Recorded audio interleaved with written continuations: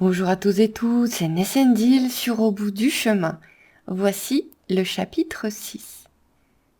Démon reposa le livre qu'il lisait. Il savait qu'il ne devait pas se plonger dans ce genre de lecture. Elle lui retournait bien trop l'esprit. Toute son enfance, on l'avait gardé loin des livres, risquant de trop le faire réfléchir. Sa mère y avait veillé. Il avait appris les lettres, rien de plus, et surtout pas à réfléchir plus que d'oraison. Du moins, c'était ce que sa mère avait cru. Un livre pouvait être dangereux, surtout ceux contenant des légendes, des histoires de terre, de feu et de vent, des histoires qu'il connaissait même sans les lire. Le livre qu'il possédait à cet instant parlait de ce genre de légendes, mais aussi de contes, de dieux et de magie. C'était une lecture très excitante.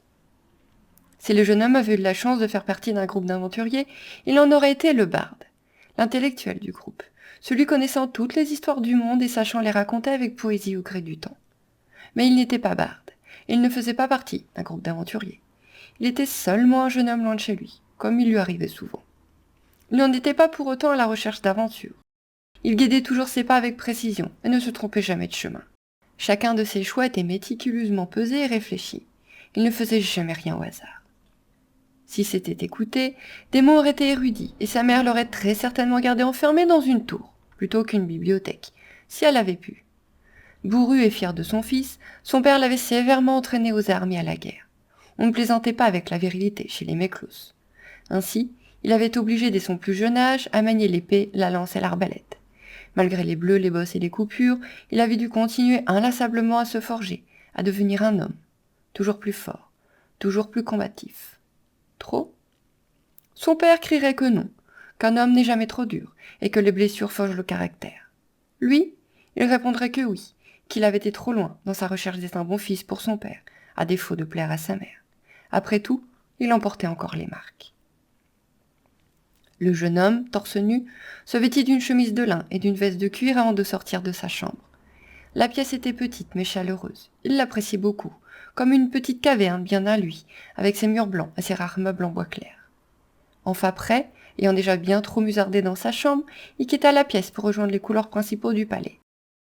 De ce couloir ouvert sur l'extérieur, il avait une vue imprenable sur les jardins. Ni trop vastes, ni trop petits, les jardins du palais affichaient de nombreuses fleurs et des arbres fruitiers. Soigneusement entretenus, ils étaient une touffe de verdure parmi les murs, les écuries, les cours d'entraînement et de garde du palais. Démon aimait ces jardins, auxquels il avait par chance accès, ce qui était loin d'être le cas de tous les visiteurs. Il fallait être un invité important et montrer patte blanche pour obtenir ce droit.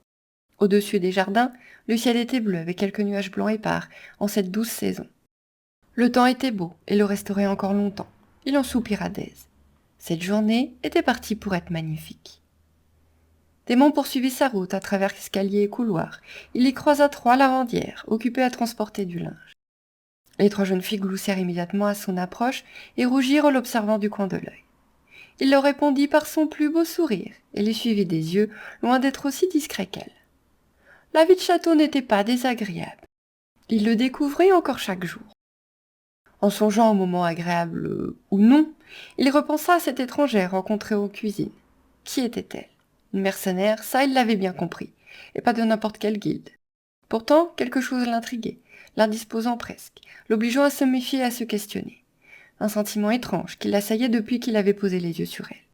Elle n'avait pourtant pas l'air bien dangereuse, cette Hédonis, même si elle l'avait attaquée sans raison à leur première rencontre.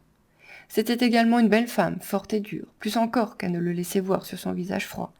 Ses yeux, c'était tout autre chose, et on pouvait y lire la vérité. Des sentiments bien moins durs que ce que la jeune femme voulait faire croire. Une femme tendre, dans une main de fer. Voilà ce qu'il voyait en elle, et il était très fort dans ce domaine, celui de découvrir ce qu'étaient vraiment les gens, de sonder leurs âmes et de voir en eux la vérité cachée. Dans sa famille, on appelait cela « voir la couleur de l'âme ». C'était la seule chose utile que sa mère lui avait apprise. Le jeune homme savait qu'il devait laisser cette femme tranquille. De plus, il était prêt à parier que le prince Hugo avait déjà des vues sur elle.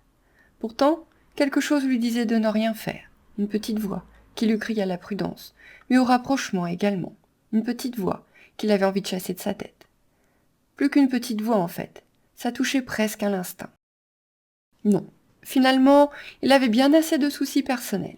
Inutile de s'ajouter une mercenaire sauvageonne sur les bras. Chapitre 7.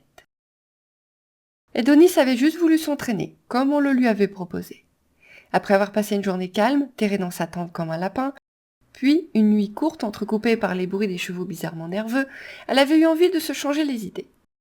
Elle avait volontairement été prendre son petit déjeuner très tôt, alors que le ciel était encore noir, et elle n'y avait pas croisé Démon. Ouf.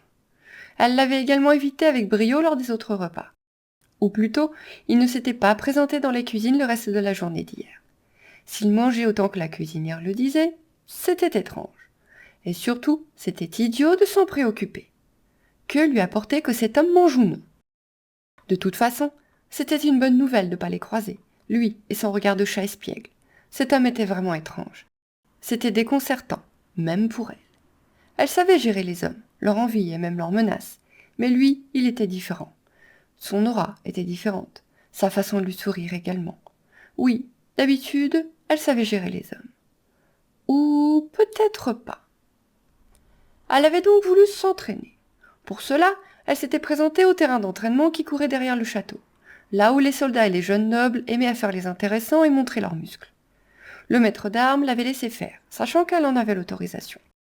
Il ne lui avait même pas donné d'ordre, se contentant de l'observer brièvement avant de la laisser se débrouiller comme bon lui semblait.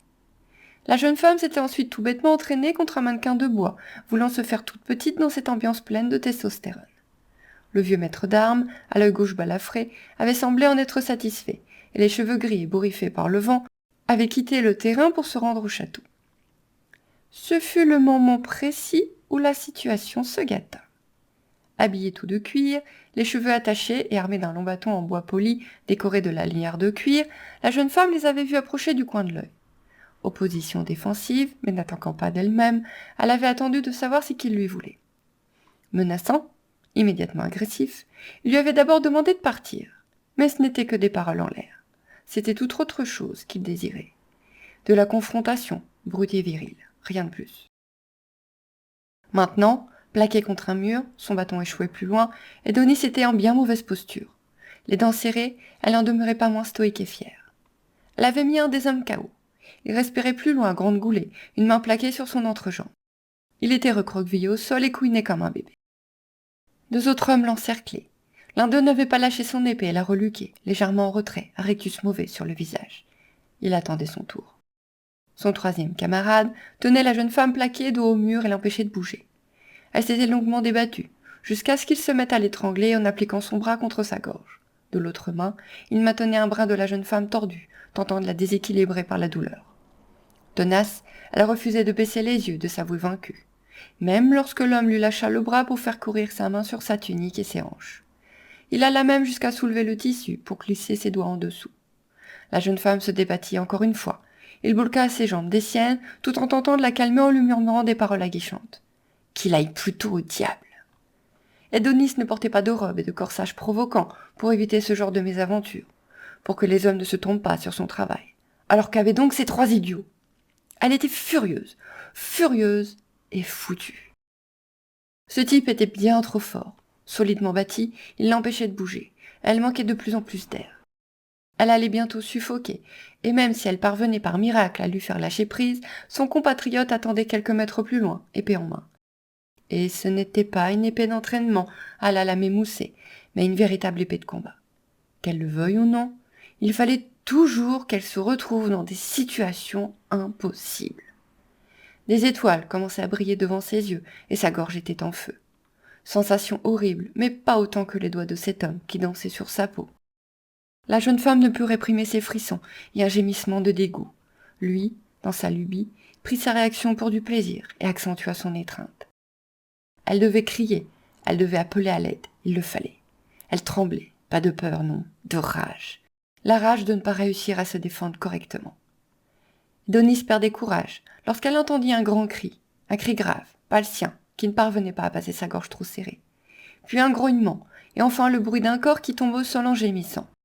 Une main se posa sur l'épaule de l'homme, toujours plaqué contre elle, et ce dernier se retourna très surpris.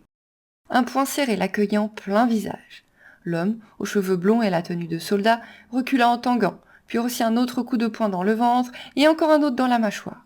Furieux, il serra ses propres poings, et allait répliquer quand son regard se porta vers son attaquant. Ses yeux clignèrent un peu, et il baissa rapidement les bras, vaincu, avant même d'avoir essayé de se battre, la lèvre en sang. « Monsieur, foutez-moi le camp ! Le maître d'armes et le prince du Gant vont bien sûr être mis au courant de votre comportement à tous les trois. Vous serez rapidement prévenus de vos punitions. Maintenant, disparaissez. Et si je vous revois tourner autour d'elle, je me chargerai moi-même de vous envoyer au cachot pour plusieurs semaines. » L'homme fit une courbette crispée, tête basse, et s'éclipsa à toute vitesse ses deux compatriotes vacillant sur les talons. Edonis se massait la gorge et avait redescendu sa tunique sur son jeune corps tendu par le stress. Elle leva enfin la tête vers son sauveur. Un sauveur ? Oui, elle venait pour sûr d'éviter un viol grâce à son intervention. De là à appeler un type son sauveur, elle tressaillit, à la vue de l'homme planté devant elle et ouvrit de grands yeux. Démon. Oui, forcément. Qui d'autre ? Il lui offrit un sourire légèrement contrit, visiblement mal à l'aise. Il allait tourner les talons et se ravisa. Se tournant à nouveau vers elle, il lui tendit une main secourable. « Je sais bien que vous n'en avez pas besoin, mais peut-être devrais-je vous emmener voir le guérisseur, juste pour vérifier si tout va bien. » Sa gorge la lançait. Elle allait certainement gagner un magnifique collier bleu, sa peau et ses muscles ayant souffert sous la pression des doigts nus, mais pas de quoi aller voir un guérisseur. De toute façon, elle avait de longs gants dans ses affaires, et pas de quoi payer un médecin. Que devait-on répondre à l'homme qui venait de vous aider et voulait en plus vous emmener voir un guérisseur ? Elle n'en avait aucune idée. Très gênée, n'osant pas le regarder, elle se força à répondre en ignorant la main qu'il lui tendait. « C'est très aimable à vous, mais ça ira, je vais bien. » Et enfin, elle le dépassa, pressée de rejoindre sa tante dont elle n'était pas prête de ressortir. Une pensée fugace lui traversa l'esprit. Elle se retourna vivement après avoir parcouru quelques mètres. Merci. Trop tard. Démon avait disparu. Elle avait encore un peu de travail à faire sur la politesse.